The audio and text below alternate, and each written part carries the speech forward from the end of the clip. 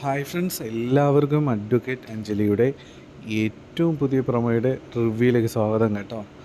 അപ്പോൾ ഇന്നത്തെ എപ്പിസോഡ് നിങ്ങളെല്ലാവരും കണ്ടു കാണുമെന്ന് ഞാൻ പ്രതീക്ഷിക്കുകയാണ്.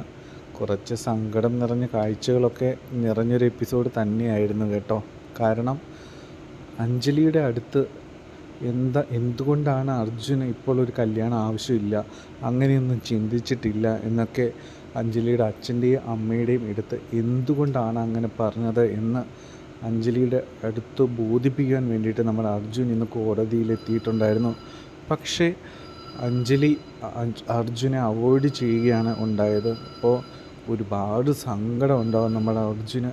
കാരണം ഏറെ പ്രതീക്ഷയോടെ കാര്യങ്ങളെല്ലാം പറഞ്ഞ് അഞ്ജലിയെ ബോധ്യപ്പെടുത്തിയാൽ തന്നിലുള്ള തെറ്റിദ്ധാരണ മാറ്റുവാനായിട്ട് പറ്റും എന്ന് ചിന്തിച്ച് ഒരുപാട് പ്രതീക്ഷയോട് കൂടിയിട്ടാണ് നമ്മുടെ അർജുൻ ഇന്ന് കോടതിയുടെ അവിടെ എത്തിയിട്ടുണ്ടായിരുന്നത്. പക്ഷേ അഞ്ജലി ഒരു രീതിയിലും അർജുനുമായിട്ട് സംസാരിക്കാനായിട്ട് തയ്യാറായില്ല കേട്ടോ.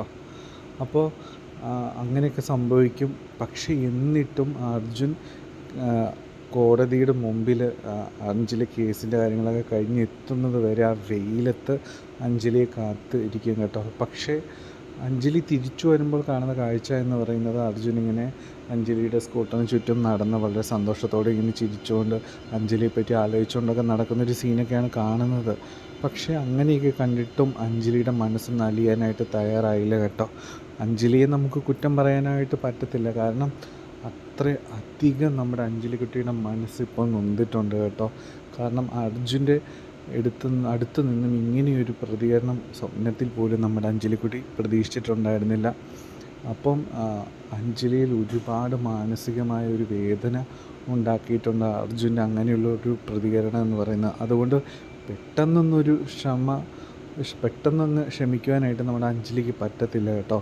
അതുകൊണ്ടാണ് അങ്ങനെയൊക്കെ അഞ്ജലി പെരുമാറിയത്. എന്താണെങ്കിലും അർജുന് ഒരുപാട് വേദന ഉണ്ടാക്കി അഞ്ജലി അങ്ങനെയൊക്കെ പ്രതികരിച്ചപ്പോൾ ഒരു 2 മിനിറ്റ് സമയം സംസാരിച്ചാൽ മതി എന്നൊക്കെ അർജുൻ അഞ്ജലിയോട് പറഞ്ഞുവെങ്കിലും അതൊന്നും കൂട്ടാക്കുവാനായിട്ട് നമ്മുടെ അഞ്ജലി തയ്യാറായില്ല കേട്ടോ. അപ്പോൾ അങ്ങനെയൊക്കെയാണ് ഇന്നത്തെ പ്രധാന സംഭവങ്ങളൊക്കെ എപ്പിസോഡിൽ കണ്ടത്.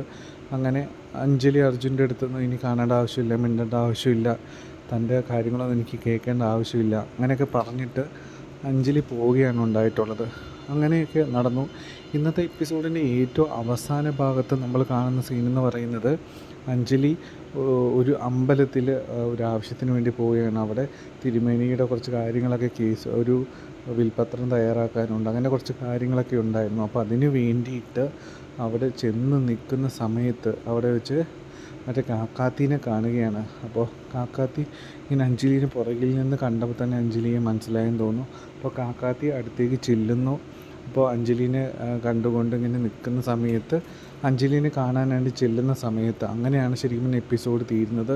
അപ്പോൾ കാക്കാത്തി കുറച്ച് കാര്യങ്ങളൊക്കെ പറയാനുണ്ടെന്നൊക്കെ പറയുന്നുമുണ്ട് കേട്ടോ. അപ്പോൾ അങ്ങനെയൊക്കെയാണ് ഇന്നത്തെ എപ്പിസോഡ് തീർന്നിട്ടുള്ളത് കേട്ടോ.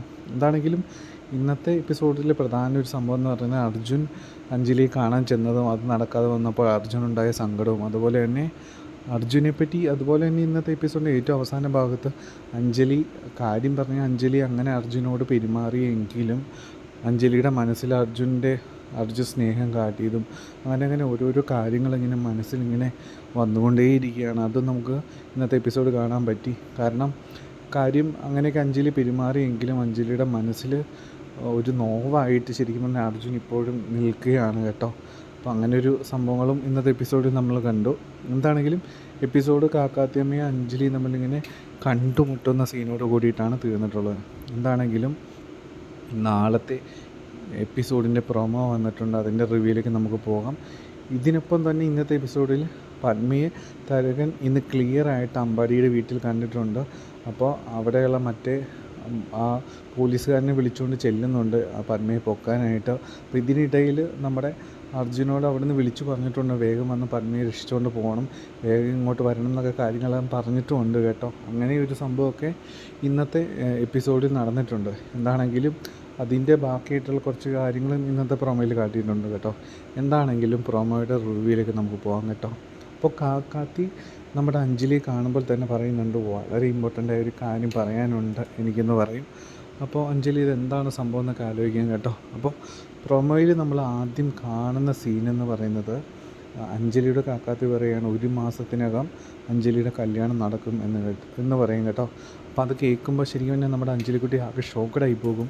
1 മാസത്തിനകം കല്യാണം കഴിക്കും, അതെങ്ങനെ കല്യാണം നടക്കും എൻ്റെ, അതെങ്ങനെ നടക്കും, ആകെ ഷോക്കഡായി പോകും കേട്ടോ.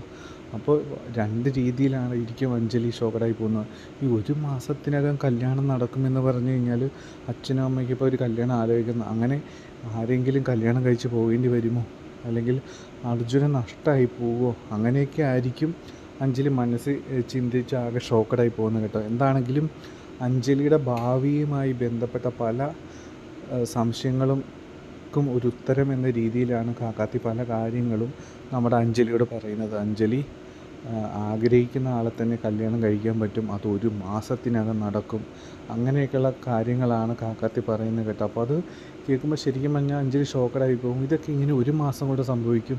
കാരണം ഒരു കല്യാണത്തെ പറ്റിയോ അങ്ങനെയുള്ള ഒരു കാര്യങ്ങളും താൻ ചിന്തിച്ചിട്ട് പോലുമില്ല. കാരണം തൻ്റെ മുൻപിൽ ഇപ്പോൾ ഏറ്റവും പ്രധാനം പത്മ കേസ് മാത്രമാണ്. ഇതിനിടയിൽ കല്യാണം അച്ഛനും അമ്മയൊക്കെ അർജുൻ്റെ കാര്യം പറഞ്ഞ് ആലോചിക്കുന്നുണ്ടെങ്കിൽ പോലും താൻ അച്ഛനോട് ഇന്ന് സംസാരിച്ചിട്ടുണ്ട്, കല്യാണത്തിന് കേസൊന്നും വേണ്ട എന്നൊക്കെ സംസാരിച്ചിട്ടുണ്ട്.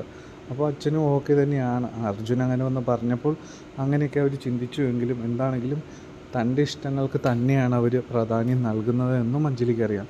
പിന്നെ എങ്ങനെയാണ് ഈ 1 മാസത്തിനകം കല്യാണം നടക്കുന്നത് എന്ന് അഞ്ജലി ചിന്തിക്കുകയാണ് കേട്ടോ. അപ്പോൾ അങ്ങനെയാണ് ആദ്യം പ്രൊമോയിൽ നമ്മൾ കാണുന്നത് കേട്ടോ. എന്താണെങ്കിലും അത് കേൾക്കുമ്പോൾ ആകെ ഒരു ഷോക്കടായി പോകും കേട്ടോ അഞ്ജലി. എന്താണെങ്കിലും പ്രൊമോയിൽ രണ്ടാമത് കാട്ടുന്ന സീന് കുറച്ച് ആശങ്കകൾ നമുക്കുണ്ടാക്കുന്നുണ്ട്. കാരണം പത്മയെ ഉടൻ മാറ്റണമെന്ന് അമ്പാടിയുടെ വീട്ടുകാർ നമ്മുടെ അർജുനോട് ഫോണിൽ വിളിച്ച് പറയുന്ന സമയത്ത് വീട്ടിൽ ചെല്ലുമ്പോൾ കാര്യങ്ങളൊക്കെ മനസ്സിലാകും കേട്ടോ. അപ്പോൾ അർജുൻ ഉടൻ തന്നെ പത്മയെ അവിടെ മാറ്റാം എന്ന് തീരുമാനിക്കുകയും പത്മേനെ ജീപ്പിൽ വിളിച്ച് കയറ്റുന്ന അതേ സമയം തന്നെ തരകൻ എസ്.ഐ അവിടെ വന്ന് ചാടുകയാണ് കേട്ടോ പത്മയെ പൊക്കാനായിട്ട്. ഇനി അവിടെ എന്താ നടക്കാൻ പോകുന്നതെന്ന് നമുക്കൊരു പിടുത്തവും കിട്ടുന്നില്ല. കാരണം പത്മയുടെ മുമ്പിൽ വളരെ ക്ലിയറായിട്ട് പത്മ തരകൻ മുമ്പിൽ വന്ന് ചാടിയിരിക്കുകയാണ്. അവിടെ അർജുനും ഉണ്ട്. അപ്പോൾ എന്തായിരിക്കും നടക്കാൻ പോവുക എന്ന് നമുക്ക് കുറച്ച് ആശങ്കകളുണ്ട്. എന്താണെങ്കിലും തരകൻ എന്തൊക്കെ പറഞ്ഞാലും ചെയ്താലും അതിനെ ഒപ്പോസ് ചെയ്ത് വയ്ക്കാറും അർജുൻ നിൽക്കും. തരകൻ എസ്.ഐ എന്ന് പറയുന്നത് രാഘവനുണ്ണിയുടെയും കുറുപ്പിൻ്റെയും ശിങ്കിടിയാണ് എന്നുള്ള കാര്യം നമുക്കറിയാം. പക്ഷേ തരകൻ്റെ കൈകളിലേക്ക് ഒരിക്കലും പത്മയെ വിട്ടുകൊടുക്കാനായിട്ട് അർജുൻ തയ്യാറാകില്ല. പക്ഷേ അങ്ങനെയൊക്കെ സംഭവിക്കുമെങ്കിലും നമുക്കൊരു സംശയം ഉണ്ടാക്കുന്നൊരു കാര്യമുണ്ട്. പത്മയെ ഒരിക്കലും ഇനി അമ്പാടിയുടെ വീട്ടിൽ നിർത്താൻ പറ്റില്ല എന്നൊരു ഉറപ്പ് വന്നിട്ടുണ്ട്. അങ്ങനെയാണെങ്കിൽ അമ്പാടി എങ്ങോട്ടായിരിക്കും പത്മയെ കൊണ്ടുപോവുക? അപ്പോൾ അതിന് അങ്ങനെ ഒരു വേറൊരു വീട് കൊണ്ട് നിർത്താനായിട്ടുണ്ടോ? അങ്ങനെയാണ് നമുക്ക് ചില സംശയങ്ങളുള്ളത്. അപ്പോൾ ഒരു പക്ഷേ അമ്പാടി ശംഖുചക്രം തറവാട്ടിലേക്ക് തന്നെയാണോ ഇനി പത്മയെ കൊണ്ടുപോകുന്നത് എന്നാണ് നമുക്ക് സംശയം ഉണ്ടാക്കുന്നത് കേട്ടോ.